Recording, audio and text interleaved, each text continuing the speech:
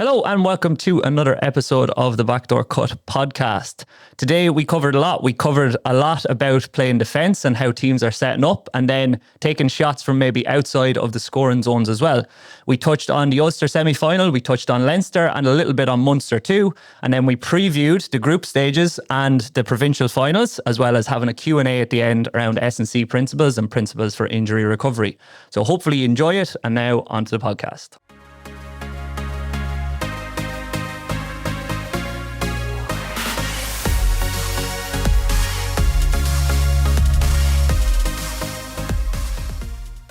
Hello and welcome back to another episode of the Backdoor Cut with myself, Peter Wright, with Darren McGurn and Owen McCabe in front of me here. Lads, how are we keeping? What's the plans for the rest of the week and what did we get up to the weekend? All good. Had a good weekend there. Took a wee spontaneous day trip down to Donegal, down to Russell Island, stayed the night then. Back home on Monday, so no, it was nice. Just good to get the chance to go away and have a bit of variety in your week, and then plans for the rest of the week, just training. That's about the head of it. We're playing the DMs about carb loading. That's about the head of it. Sunday was when you went down, was it? He went down Sunday morning, home Monday morning. Donegal must have been quiet, was it? It was busy, sun was out, it was class. I checked the weather before I went down. It's like, it's going to be pissing rain in here, but got down, sun was out, it was unreal. On the beach in shorts and a t-shirt, pucking a ball about. But it was busy on the Sunday. But I think with GA Go, nowhere was really showing the game. But I found a wee spot with a dodgy fire stick and they got it on, so it was good. I would have thought everybody in Donegal was gone down to the game, to be honest. But it did look busy enough at the game. But obviously Donegal is a fairly populated part of the country, and I'm sure there were a lot of tourists up there as well. But you got the sun anyway for it, which is the job. And then were there many fans in the pub watching the match as well? No, it was a wee quiet spot. I think there was about 6 of us. It was almost like a wee living room. six of us just crammed in, watched it. Couple of Donegal ones. A fella from Galway. Fella and a girl. He was from Galway, she was from Donegal, and the kid was running out one of the half and half jerseys. And then me and Paula, so it was grand. It was quiet enough. Did you get chatting to them at all? And did they seem like they thought that at any point they were going to lose that game? I think towards the end, when it was level and Donegal, I think we're going for the winner just before extra time. They were a bit on the edge of the seat sort of stuff, and I think Tyrone were 3 points up at one stage, and they were kind of going, what's sort of going on here? It's not the same sort of, it seemed very flat. There wasn't the same sort of energy that they had last week. You could hear a few bits of complaining, but I think they were happy enough to get over the line at the end. Dara, did you catch the game, or what did you get up to the weekend? I did. I catch the game on Sunday. Didn't see Saturday's games, but training away, I suppose. And we had a friendly game, team night out Saturday night. So, yeah. Kept that quiet. I was off the beer. I'm only joking, but it was a good weekend. Good to get that kind of just blowout every so often, because we're going into now a longer period of obviously group stages games and hopefully progressing on further towards the Talent Cup semi-final and final. So, You've had a couple of weeks in the beer now, in a row. You're on a slippery slope here. Oh, fuck, wasn't I the week before? Just take a week off, man. Aye. So you were full in a wee pub in Donegal the weekend. I had one pint. First pint of the year. Oh, yeah? No. Second, third or fourth or fifth. You're taking after Shawnee Quigley now. That's the problem. Maybe you should start drinking. I know. Fucking probably play better. What did we predict, actually, last week for the Donegal-Tyrone game? I think I said Donegal, but even the way it planned out, I wasn't expecting that at all. Been saying all year about Tyrone, they're up and down. You don't know what version they're going to get. I think it was just the extra time the week before just caught up on them in the end. But I'm sure they'll probably be kicking themselves too that they didn't win in normal time. What about yourself? You picked Tyrone, did you? No, I said it'd be very tight, but I did go. I did go with Donegal in the end. I'm pretty sure. But yeah, I knew Tyrone would go tight with them. Tyrone have good players and they're smart enough to know that defensively they weren't good enough against Cavan, so they clearly changed quite a lot.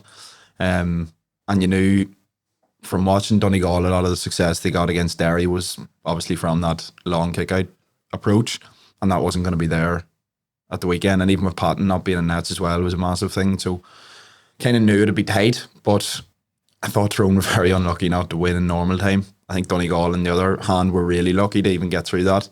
But again, once it went to extra time, it only looked like there was going to be one winner.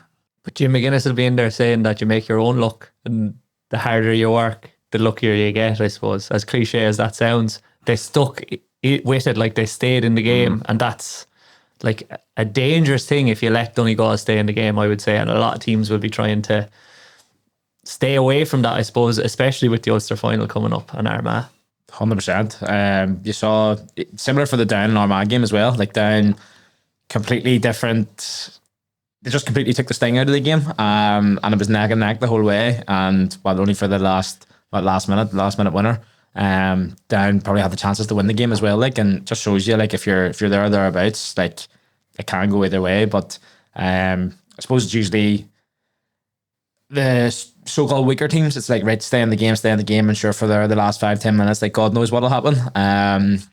But I think sometimes there's that wee bit of maybe inexperience, or the teams that are playing at the higher level just have a wee bit more comfort there going into the last couple of minutes, and coming out the other side. Like, so I think that was definitely the case in the Armagh game anyway. It seemed in both games though that the team that was in front in normal time, let's say, so Armagh and Tyrone, could almost like sense the opposition coming towards the end, when the opposition did stay in the game. When you're playing potentially a more counter-attacking setup or a defensive setup behind the ball, when you don't have the ball, is that something that you're trying to do a lot of the time? Because you're not likely to blow out teams unless you have maybe an outlier like that long kick passing game that Donegal had in the previous round. But typically you're not going to absolutely smash teams and outscore them. It's going to be tight, but you want it to be almost. Well, that's it. Like, when you're at that level, most games are going to be tight. Like, when you're getting towards the latter stages of a competition, you're going to be playing against better teams. It's going to be tighter games. It's going to be a bigger challenge. So I don't think you can even expect to be blowing teams out of the water. I think you know mentally that it's going to be a battle, and you know it's going to be a tight one. Like. Yeah, I think in Donegal's case, like the way they're playing at the minute, likelihood is they're going to be in that battle come the last 10 minutes of every game. They're not going to blow teams away anymore, I don't think. Obviously against Derry they kind of did blow them away, but I don't think they'll get away with a lot of the stuff that they were doing in many more games going forward. So I think for Donegal's case, like, a lot of their work and training and stuff will probably be around scenarios that have the last 5 minutes. We're going in level, we're going in a point down. How do we go about this? Whereas it looked like Tyrone hadn't really went through something like that. And that's why I think Donegal looked like they had that bit more confidence and looked like they'd been here before and talked about this scenario throughout the whole week leading up to it. And that gives you confidence in itself as a player going into that scenario, that, you know, we've done this in training. We know how to set up. We know where to get our better players on the pitch. We know who to get in the ball, and that paid off for them in the end, I think. That's what I wanted to ask, was how do you prep for that in training? You've almost answered it there, Dara, in that you're repping scenarios and you're putting time on the clock, and you're making everything time bound, or putting time pressure on you having to crawl back from behind or get out of the result with a win if you're ahead. But is that the exact same intensity that's brought to the game? Why I'm asking that is Donegal have been in a couple of those now, as have a lot of teams in Ulster. Dublin, in the past, they've said when they breeze through Leinster, they come to the All-Ireland series and they haven't had enough of those tight games aside from the league. Is there any benefit to coming through the Ulster Championship and playing in those tight encounters, even though week on week it's a little bit more intensity, a little bit more load? I think it has to be, like, relevant. Again, as I mentioned before, you build confidence from being in the arena, I suppose, doing it and having that evidence that you have done it before. You talk about intensity there.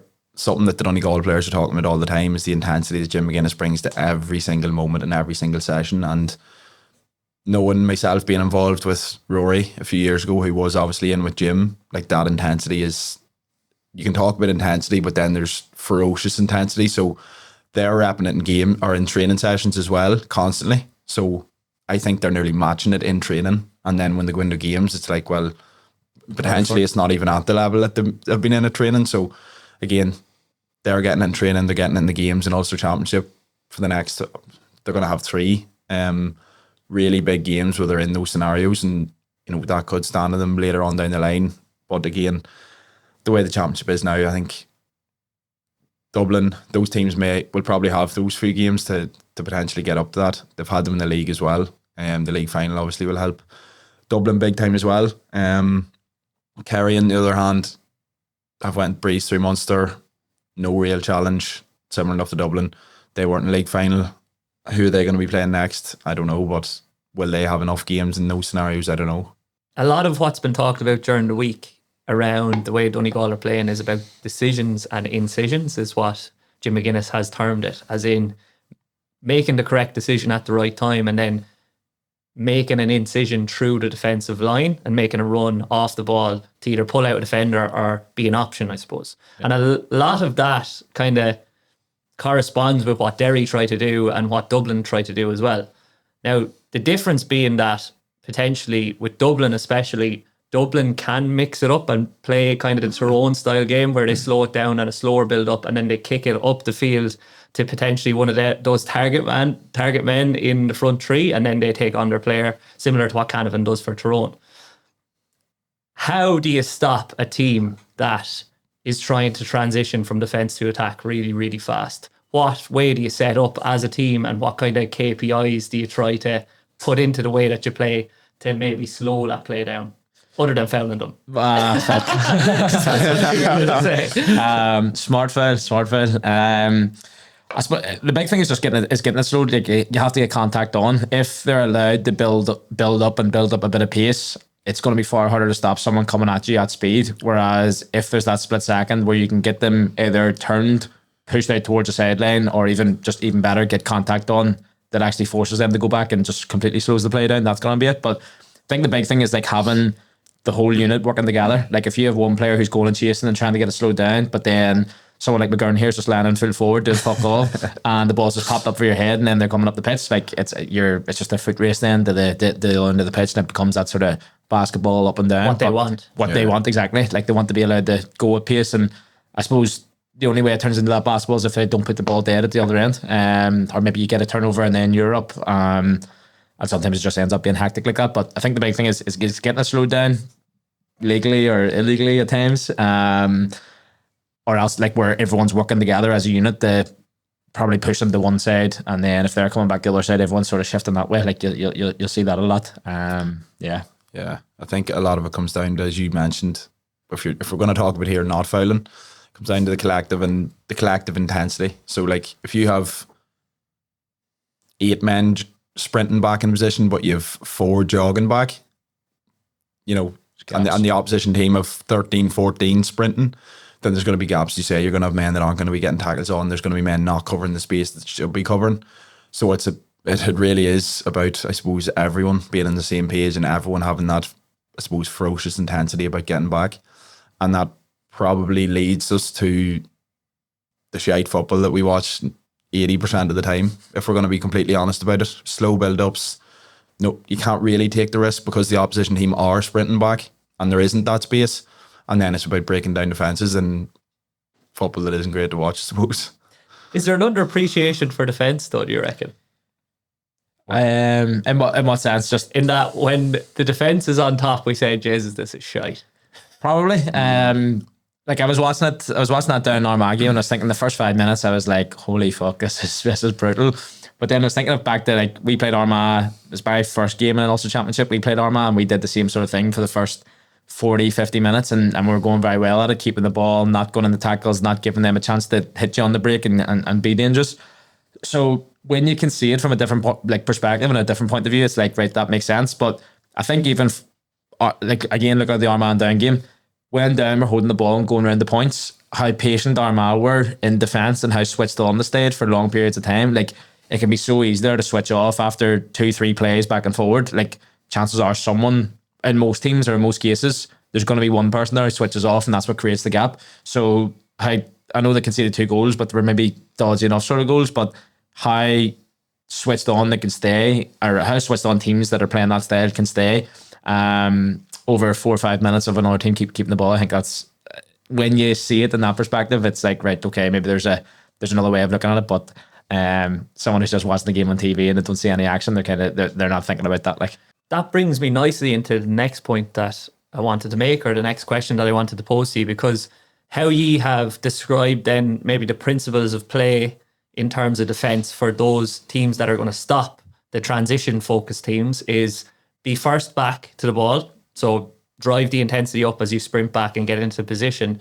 And then once you're in position, obviously intensity is key, but in terms of everybody being on the exact same page, I would imagine communication is a big thing as well. And there was a clip shared from the Kildare and Louth game where 3 players all went for the same man and same ball, and then a hand pass went over the top. It didn't ultimately lead to a goal, but it led to a goal scoring opportunity. So after you've brought that intensity to get back, how important is communication? And then how difficult is that to do once you've brought the intensity and you're absolutely gassed after sprinting back to field? Yeah.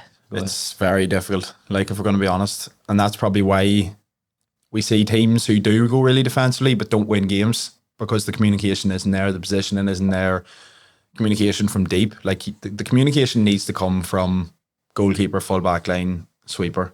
Like, they need to be communicating to try and avoid that scenario of 3-4 men going to the one man and a ball being popped over the top. And that's why it's so difficult. It is so difficult to be 100% focused on. A lot of the time, players will sprint back and they'll just be completely fucked. And then they will switch off. They'll just be there and they'll be in position. And then, you know, the overlap comes and a good team will create a score fairly easily.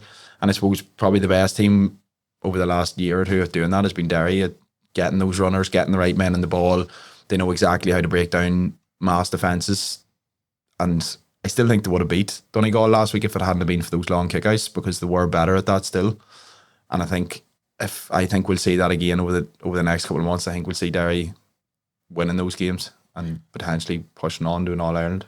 There's that blend as well, as you were talking about, where, you know, if 3 men are going for a man, yes, they're trying to get a trap and they're trying to bottle him up. And again, it's timing, it's again communication, as you say, and it's picking the right moments when to go. If a player's maybe, if there's a fumble or the player maybe gets the ball with their back, they have your back to you and they can't see you coming, like, then they're the sort of cues you're going, right, let's hunt here, let's attack. But if you just get, you know, you get back into that setup and then you have people just bombing out of it and just running at people and trying to take people or trying to close people down, it's just so easy for that sort of pop. So again, as you say, communication is going to be massive, but I suppose understanding the game plan as well and understanding where you need to be.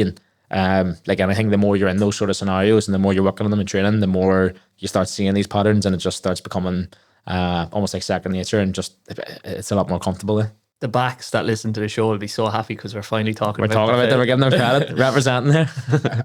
Without going straight back to the Derry and Donegal game, which we've talked to death already, it seemed like Derry's principle that they were going with, or their game plan, was let's shoot or stop the transition before it even becomes a transition by putting a press on. Yeah. Whereas what you've just touched on there is sometimes you might actually want to allow the team to try to transition so that you can try and trap players and then hopefully get a turnover and transition into attack yourself. Yeah.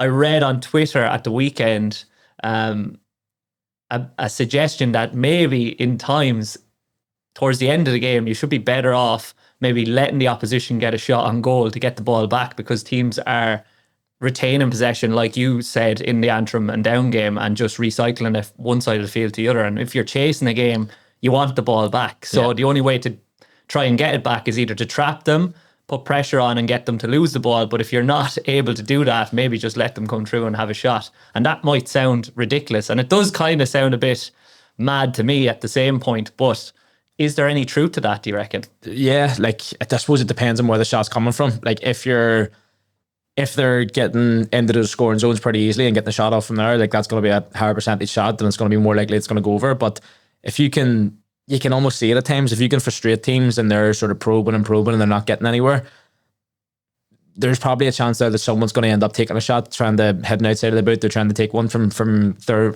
probably 40, 50 yards. Like, and if, you know, if you're letting someone shoot from there, you're kind of going, sure, if they scored, fair play to them. Like, so there is an element of that, but again, I think that's more of like trying to frustrate teams by not allowing them to break you down or not giving those gaps. But you see, like, teams are so comfortable just for keeping the ball, and yes, supporters won't enjoy it and spectators won't enjoy it, but like, possession is key. Like teams are going to keep the ball for 5, 6, 7 minutes if they need to, without giving it away. But at some point they're gonna have to have a cut and have a goal. Like, so if you can maybe maneuver some way that they're going to hit a shot from distance and get the ball back, then I don't know if you're deliberately thinking about it, but if it happens, then you'll take it. Like, I think what we're seeing at the minute is like, since teams are dropping so many players behind the ball, you nearly have to attack with your whole team, and you have to bring the goalkeeper up, which means that you can't take as many risks,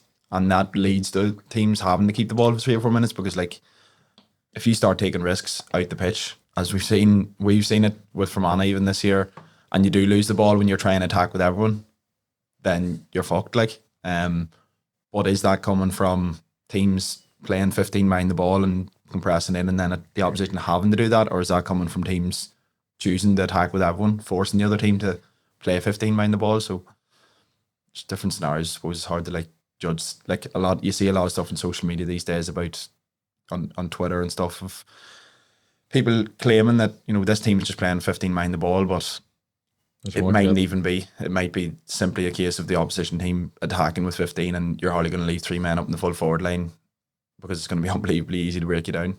Teams will play whatever way they're going to have a chance of winning as well. So like, if you go out against Dublin and you play 15v15 and you leave 3 lads up, good luck. Good luck. Like, it's going to be difficult. But to reflect back on something that Kevin Feely spoke about when he was on the podcast, about when Kildare are playing poorly, he reckoned that they were taking shots from poor positions outside of the scoring zone. If you're playing against a perceived stronger team, do you have to try to take those risks if you're going to overcome the deficit in terms of maybe playing ability and talent? Like, when you look at a scoreline of Dublin and Offaly of 322-11, Offaly have to take shots there. Now, they have to take good shots, as you'll say, but they have to have a go if they have any chance of getting into that game. Is that fair to say? It is. I'm just thinking back actually there to, we played Wexford in the Talton Cup last year and ended up drawing on the first day. And like, we weren't bad defensively for a lot of the game, but they were shooting from 40, 45, and they were nailing it every single time. And it was just, when you're playing, Done the same against us actually as well. We played them down there. So I think it's nearly a skill that teams should be working on, like shooting from 40 yards. Yes, there's opportunities where players are taking ridiculous shots. Maybe it's way out in the wing. It is a pot shot and they're never on. But a lot of the time, 35, 40 yard kicks, you know, within the stop nets or whatever, teams are turning that down as well. But I think if you work on that enough and you build that confidence in that, you'll have a better chance of beating bigger teams if you take those chances against them. And I think that's a small risk you probably have to take if you're going to have a chance of actually beating them. And you will likely have at least 2 to 3 players on the team that have a talent for taking on those type of shots. And we saw it at the end of the semi-final there, the Ulster semi-final, and some players were in scoring positions, but they weren't players that should be taking on the shots. So they were then turning around and looking for support. Is it something that managers talk about sometimes, Dara? They'll say like, okay, you have license to take shots on from slightly outside of the scoring zone. If you get into this position, I don't mind you having a go. Or is it a broadcast kind of scoring zone for the team and for everybody? Or do some lads have a bit of license to go outside? I think it's more so players know themselves. It's not like directly, you know, you're in a team meeting and you'll just say, oh, there's 2 or 3 lads there, they're the boys going to be shooting. But I think the managers kind of know, and like the forwards know themselves. If you're a scoring forward, you probably have a wee bit more license. But it's probably spoken about a bit more broadly when you're talking to a team about a scoring zone. But it's up to the player to use their own intuition and know when it's the right option, when it's not the right option. And if you do have someone who isn't a shooter and they're constantly doing that, they're going to be more than likely called out. And dropped, probably. If it's consistently being done, potentially.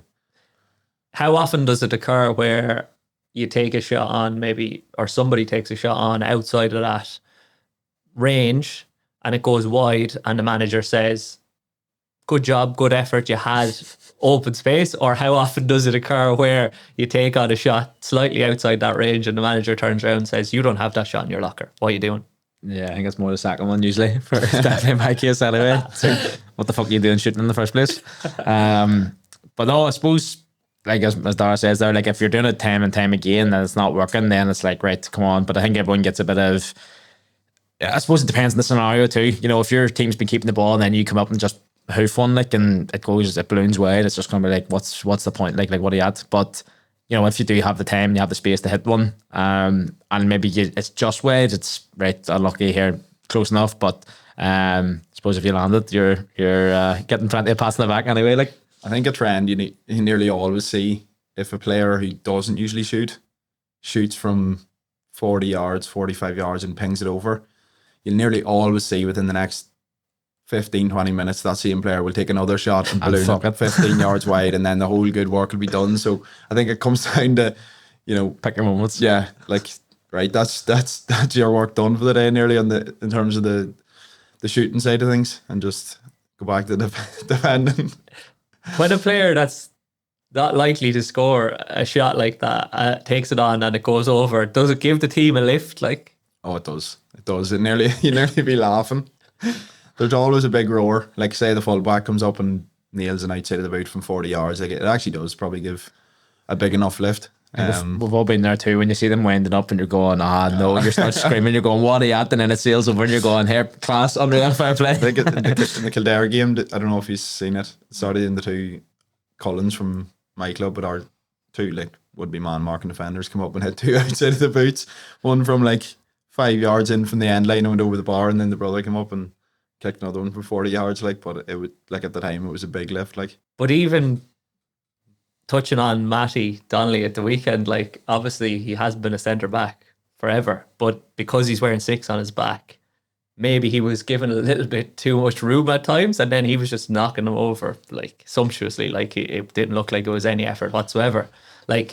People know he's Matty Donnelly, but still, because he's playing centre back, does it give the team a bit of a lift that he gets that shot over? 100%. I think when they're coming up the pitch, when as a forward, I think a lot of the forwards understand, right, it's my job to get scores here, and I suppose if someone can come forward and lighten the load a wee bit and someone else can clip a few over, because forwards are going to be getting plenty of attention, especially if it's a lot of players going forward, a lot of players coming back to bottle up the space, and they're maybe not getting the opportunities. Other players in the team do need to step up and chip in and help that. I suppose if you are coming forward from a defensive position and you're probably going to be shooting from a wee bit further out, if you're landing those scores in a tight game, especially, it almost feels as if it's almost like a better score. It's almost worth more, and it gives you a wee bit more of a boost rather than maybe someone chipping over a free from the 13 to the 21. Not obviously they're all equal, but I think there's just a bit more of a buzz and a bit more of a energy that comes with them, maybe. I think it's a big asset for teams to have, defenders who are able to kick points and able to defend as well. And Tyrone definitely have that. McKernan's been coming up and kicking 3 points against Cabin, I think. Yeah, nearly 2 to 3 scores, which is huge. And then obviously they have Matty Donnelly at 6. So boys that can shoot and boys that are obviously strong defensively as well. So yeah, I think in the bigger teams it's nearly more common. You'll always see a range of scores from defenders, and with the way the game's gone now, and it takes load. You'll rarely win a game now if you're relying completely on 2 or 3 forwards to kick 5 or 6 points each. Well, that's the thing as well, I suppose, with Dublin is in all their games. Now, I know potentially people will have the argument that they're playing against perceived weaker teams, but there's 7, 8, 9 different scorers on the score sheet, and when you have multiple threats like that, it's very, very hard to defend. Yeah. So they wouldn't say they're humming, I would say, but they're still getting over the line in each game, and it seems similar to every year. Teams are sticking with them for the first half, and then it just becomes a blowout after that, because potentially they're able to sustain that intensity for a lot longer and play at that level a lot longer, as well as that they have reinforcements coming in off the bench that are just of potentially a higher level than the opposition. When we look at the draw now for Sam, what are we thinking? Obviously Group 3 stands out in that it's the Ulster winners, the Munster runner-up, Tyrone and Cork, which will be a very, very tough group. But do any teams have a significant advantage given the group stages? And are we going to have an end to the group stages like we did last year, where all of the games were just lights out? I think we're going to look at it logically. The runner-up in Munster and the runner-up in Leinster are going to be slightly weaker than the runner-up in the Connacht and Ulster. So potentially could be a small advantage there for teams that are within those groups. Especially, like, we're going to be realistic, Clare didn't get out of Division 3, so that group is going to be, I suppose, quite happy that with that draw in comparison to potentially getting a Mayo or a Galway, or potentially getting a Donegal or an Armagh. I think the big group that everyone's looking at is the group with Derry, obviously as third seeds. That's going to be, you know, an extremely tough group to get out of. Do Westmeath have a hope in that group, do you reckon? Westmeath proved last year that they could compete with anyone, and it's something I've noticed is, like, Westmeath will struggle against Division 3 and Division 2 teams, but will also put it up to Division 1 teams. Like, even this year or last year, was it, in the first round against Armagh, like, they should have won that game. They should have beat Tyrone as well. So, like, they'll be going in with full confidence. They've got John Heslin back. They've got a few other lads back. If they have full strength team, they'll definitely fancy themselves to run a few of them teams close anyway. I know we're saying that some groups are going to be tougher than others, but there are no easy groups really. There's no easy way out of it. No, that's the way it's set up to be. Like, you know, you're playing teams are Division 1, Division 2, or they've been going well in the provincial championship. Like, so it's exciting, it's interesting, and I suppose it's given more competitive games as well. So, yeah, like, you're not, if you're coming up against teams there, they've probably, the vast majority of are there deservedly, like, and they're all, like, there's not much of a gap between the sort of, like, Division 1 top teams, Division 2, as we've seen with Armagh, with Donegal, how they've been playing. And yeah, it's all going to be competitive. Like, it's all summer football, like, anything can happen. So then, to look at the finals, towards the finals, before we move on to talk a little bit about Talton and then do our Q&A questions, who do we see coming out of Connacht as winners in that game? I can't see Mayo getting beat just with the form that Galway's in. I do think Galway in a couple of weeks or maybe a month down the line will be competitive and be a lot stronger than they probably are at the moment. But at the moment, I just think Mayo are going fairly well. And Galway have been struggling big time. So unless big things change in the next week, obviously, like, Galway are, you know, they are getting stronger. Obviously, you've seen Comer and Walsh back, and they do still have a relatively strong team. And I suppose Galway and Mayo will always be tight, but I think Mayo will come out on the right side of that. It's hard though, even when you're getting good players back. I think we're seeing this year that an effective system often can beat a team with really good players. So I would agree with you for sure. And I think Mayo have had their top men in there and fit and healthy since the start, which is going to be of benefit to them. In the Ulster final then, Armagh and Donegal. Are we going with Donegal again there, lads, or what are we thinking? I don't know. I think so, but again, going off what I've been saying over the last couple of weeks, I can see it being a tight one. I think we're chatting about teams that can sort of play it a couple of different ways. I think Armagh are capable of doing that as well. Like, you saw they're able to pack out the defence. They're good at being defensive, but then they've also got the forwards there that can shoot the lights out as well. They've played each other twice already this year, have they? Once at least, anyway. So I think it'll be an interesting one. I think after last year as well, not getting over the line, I think they'll have a point to prove, and you could see that how much that win against Down meant to them as well after the game. So I do expect a big performance from Armagh, but yeah, I think Donegal just edge it. I think it could be another Ulster final we see go to extra time. I do think it'll be really close and potentially penalties again, but I just think Armagh might get over the line this time, being honest.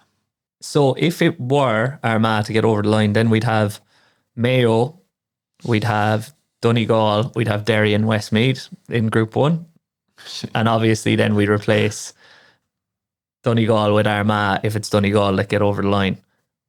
Looking at that setup, if it is Armagh in that group, I don't know if Derry would be delighted playing against those teams. Mayo and Armagh and Westmeath. Because Derry want a team that are going to come up the field so they can turn them over and then break on them. And with those two teams that potentially might play a slower build-up, it's not going to. But that's going to be the test for them, because people have seen that Donegal game and they're going, right, this is the template here to beat them. I suppose they have to bring something different now. And I think, it's probably, people have been saying it hasn't done them any harm getting beat. They just came off the back of winning the league against Dublin after a big game. Couple of Ulsters back to back. Like, I suppose it's maybe a bit of a wake up call, a bit of a bit up the hole. Not that they needed one, but I'm sure they'll not take that too well, getting beat by Donegal and what's been said about them over the last couple of weeks. Like, they're going to have a big point to prove, and I fully expect to see. Yes, they still have that attacking threat. They still have the pace, the energy, but I would expect to see something different up the sleeve as well. I think Derry will top that group, no problem, because the runners up of the Ulster will be on a bit of a hangover, like just from losing. I don't think they'll have any issues beating Mayo, because they're defensively set up. Mayo don't really like playing against that, and Derry are the best in the country at breaking down defences if Mayo play that way. So I think they'll get through that group, no problem. I think they'll probably want Donegal to lose that final so they get another cut off them. Potentially. Then if we go to Group 2, are we both picking Dublin? Obviously, you're probably going to be odds-on favourites for that Leinster final. And then the question would be, is it an easy group for Dublin then against potentially a Galway, a Roscommon and a Cavan? Yes. It's called a spade a spade. So have they got to do something about the way that the provincial impacts on the pools for the groups then for Sam? Yeah, they do. It's no brainer. What would you do instead then? Would you base it off the league?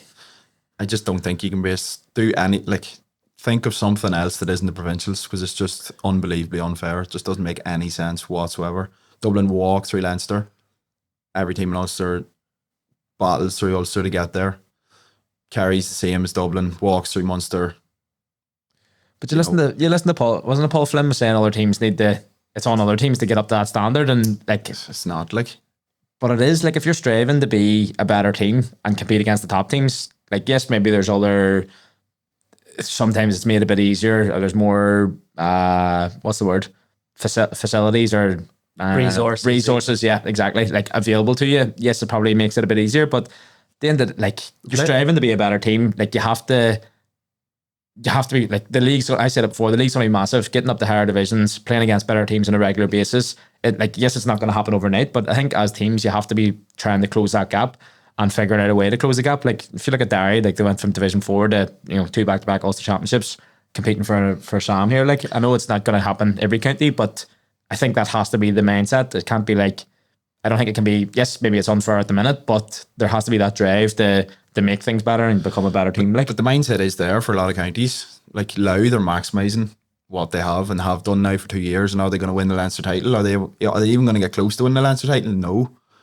Like, players have more players to pick from in certain counties. That's a fact. Certain setups have way better facilities, and that's not going to change. Like, I don't know. I just don't think it's. I think if we keep the way it's going, Dublin's going to win the next 15, 20 Leinsters in a row. And how many have they won in a row so far? Yeah. We touched on it with Kev when he was on the podcast. Potentially, if they are going to keep it the same, the one thing that they maybe do have to change is they can't allow Dublin to just play all their games in Croke Park, because Kev even said the occasion does get to you at times. There's performance anxiety when you go in there, and then it probably dampens the effect of performance anxiety for the knockout stages, preliminary quarterfinals, semi-finals, finals for Dublin, because they're playing there all year. Sure, it's nothing different. Yeah, definitely. That'll be the first step. That's just taking them out of there and seeing how it goes. Maybe if they don't want to change. But it's mad. Like, I don't know how we're still having that conversation. Like, Croke Park compared to, like, there was one game Tyrone Dublin played in Healy Park, the Super 8s. I think it was the first year of the Super 8s, and it was class. Like, Healy Park was packed. Yeah, the town was packed after. So good track. Like, but that was your last pint. That was my last pint. Probably for good reason. But I like stuff like that. Like, it's unreal. You even hear some of the Dublin players talking like they would love to go down to somewhere fucking down the country and play a game there. Like, but I think from a Dublin perspective too, that's only gonna bring them on as well. It's something different that probably challenges them in a different way. like, but I think from other teams, like I don't know. Might improve their geography as well of where the different counties are, because I know actually realise there's the stuff lads outside always of thought fucking that I Dublin. was from Sligo or next to Sligo because I was from Tipperary. It's just Just over country there somewhere. and Dublin. There's actually stuff. There's actually stuff outside of Dublin. Like, would you believe it? Not much though. No. Okay, so we'll move on to Tailteann Cup because obviously both of you are going to be involved. So Fermanagh and Wicklow, and then Antrim, you're playing against. Who are you playing? Wexford, Sligo, and You're going to get in trouble here. Tipperary is the Yeah. first game. You're right. How are we fixed, and how are things moving? Like, does things start to ramp up again next 2 weeks for the teams as you build into that? Is it almost like the exact same as ramping into, say, Sam? And is that how you treat it? Yeah, like it probably has started to ramp up already. Like, the focus is very much turned to it. I think when the draw is done and you see who you're playing against, that gets the excitement up a wee bit again. I think when you're sort of in that limbo period, if you're not 100% sure who you're going to be playing, it's still kind of waiting about a wee bit. But I think with the Tailteann, like the big thing is getting consistency and getting momentum. And that's the thing with the group stages. Like, there's a good chance to build up a bit of momentum there. Like, get on a bit of a run. Get a good, like there's usually a good vibe about the camp whenever you get a win or two under the belt, like, and coming into the summer too, like it does bring a more championship feel to it. Like, We played Hughes last year in fucking Armagh, 30 and it was degree an heat. absolute scorcher. Unreal. The ground couldn't have been any harder. And I won't mind saying it, you probably are happy to be playing Tipperary in the first game. Well, that's it. You're going to be looking at league standings and seeing what's sort of going on, and you're kind of like, there's going to be a couple of battles there. Like, you've seen plenty of battles between Division 3, Division 4. You've seen in the last couple of years teams being turned over too. But, like, you know that if you're targeting one of the top spots, you would be, you know, you'll not be complaining if there's a so-called maybe weaker team or a team that hasn't maybe been going too well there. And then Wicklow and McConville for you up first in what is quite a tough group, really, with Laois playing well. Like, are you excited for that fixture?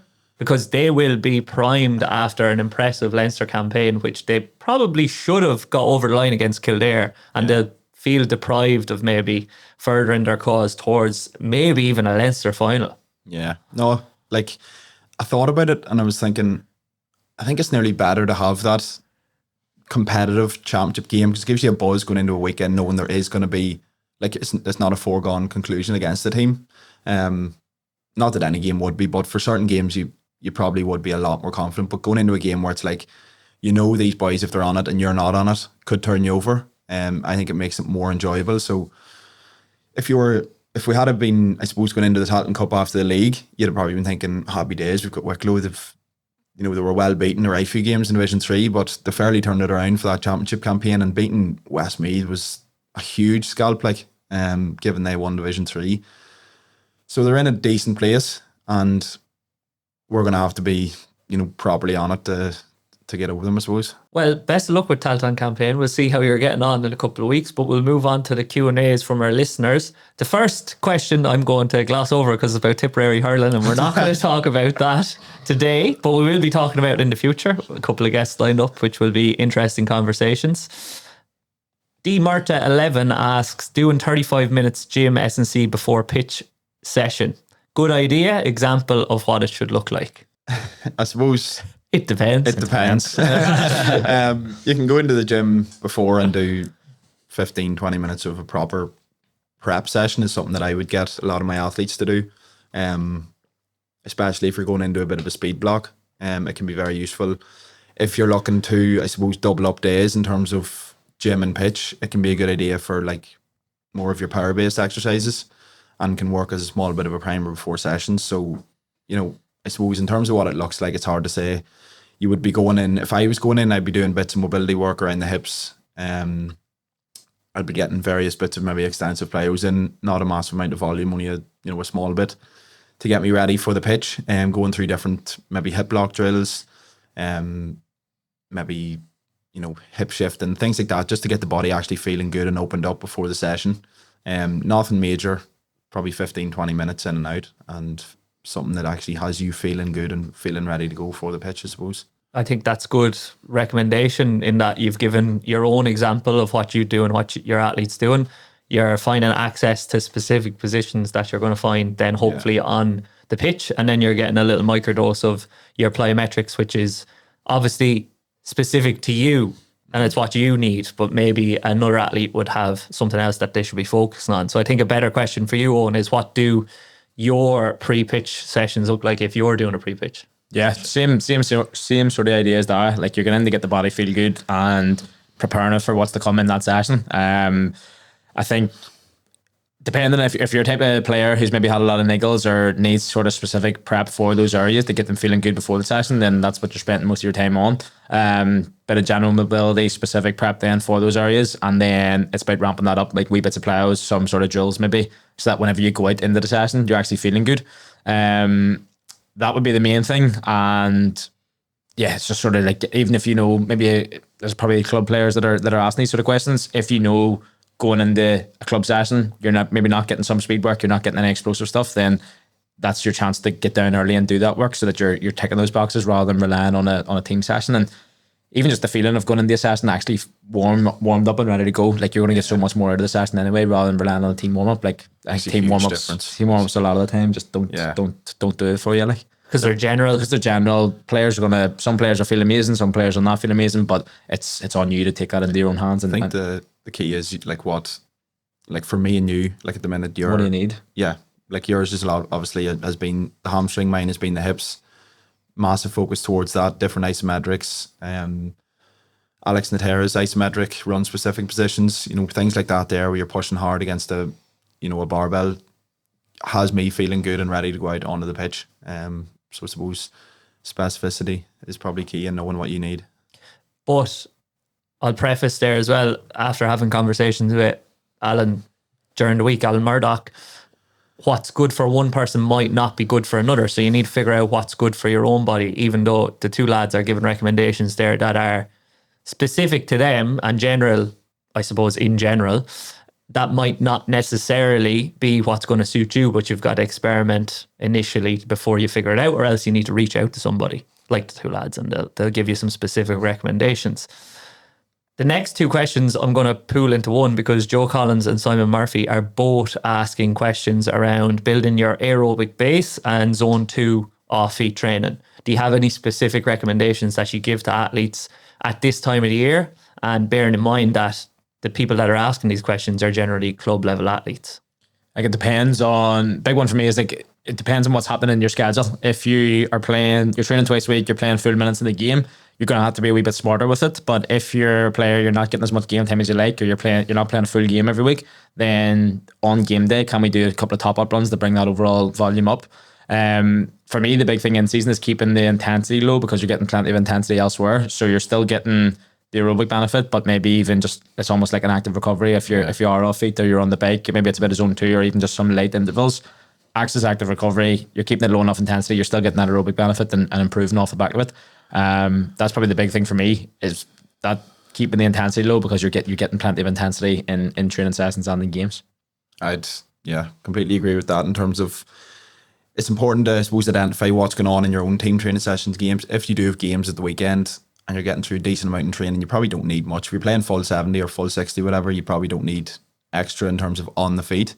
If you have no games and, with the club, you aren't really getting through much running, then I would, recommend adding in things like extensive tempos, maybe at the end of sessions, and probably adding on that if, you're struggling in games, just even with that, then potentially adding in some zone 2 on the bike, as Owen said. And like, a lot of athletes don't really respond well on rest days when they do completely nothing. So I find it can work really well as just a bit of a stimulus, a bit of blood flow, and then you're obviously getting the aerobic adaptations as well on top of that. It can have a pretty big impact on your conditioning. And I will add to that in that a lot of athletes that come to me for injury rehab, they become worried that they're going to lose fitness because they're not training, essentially. So then they throw 2 to 3 zone 2 sessions into their week where they're already chasing the goal of being pain-free during movement on pitch.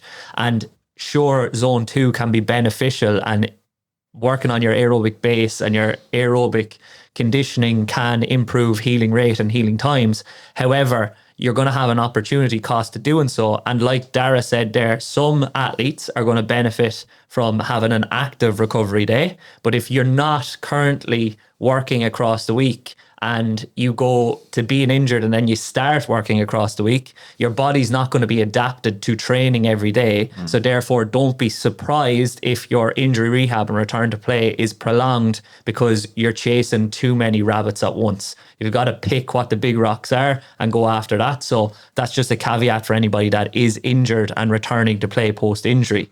The next question I'm going to assume is for Owen because it's around carb loading. So just in the name there as well. We had a good chat on Instagram. He's covered. And that's why I want to ask you. You've probably been... You asked me out today. What? Yeah, today? Fuck, I must have done a good enough job explaining that. What I wanted to ask you was, could you summate in 3 key principles or 3 key statements that you would deliver to those athletes having those conversations around carb loading? Yeah, 100%. So I think with carb loading and game day prep, the big thing is people think right before the game or the day before the game, which is obviously important. But the big thing for me is like throughout the whole week, Monday to Friday, like are you letting the tank run empty before the game? So if you're training a certain amount and you're not replenishing those carb stores, as the week goes on, the tank, the carbs, like the carb stores in the body are going to be getting less and less and less. Yes, you could do a good carb load the day before the game, but you might only be bringing yourself back up to baseline. And then by 30, 40 minutes into the game, you've burned through your carb stores and you're running about the last 20 minutes feeling fucked.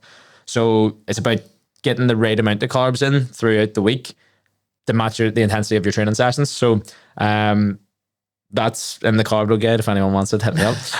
Just in terms of like high intensity days, low intensity days, and then the day before the game. So usually 24 to 36 hours before the game, you're usually going around maybe 6 to 8 grams of carbs per kilo of body weight. The top the carb stores up and be ready and fueled for the game then.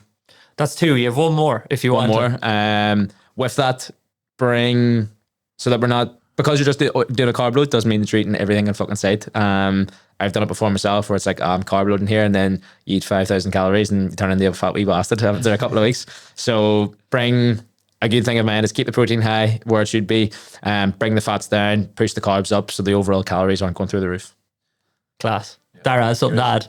I suppose it's just important as well to focus on hydration and upping your water intake and potentially a bit of salt as well, because extra glycogen is going to require extra water in the body to be able to hold on to it as well. So just an important thing to probably remember when you are upping your carbs, and then potentially reducing fibre as well, just so digestion isn't impaired. How good is that? Great information from the 2 lads to finish. Thanks for joining us on another episode of the Backdoor Cut podcast. We'll be back again for you next week, and hopefully you all enjoy the games at the weekend.